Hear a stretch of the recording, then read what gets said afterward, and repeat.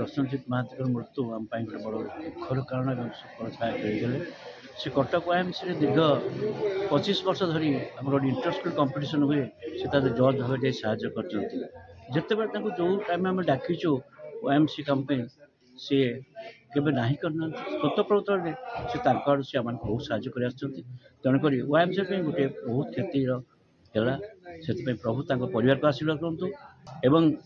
पुत्र जी बाहर अच्छी प्रभु यही समय धैर्य शक्ति बल दिंतु यही आम प्रभु निकट आम कामना मोर देखाई कटक ओएमसी प्राय सहित दीर्घ 30 वर्ष तलू सी जो आम ऑल इंडिया रेडियो थे सी मुझे सहित देखा करे जेहेतु ऑल इंडिया रेडियो दुई जन बंधु कटक ओएमसी रोते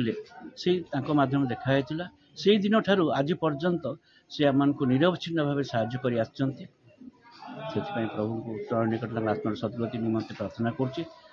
समय प्रभु परिवार को धैर्य शक्ति बल दिखाते धन्यवाद।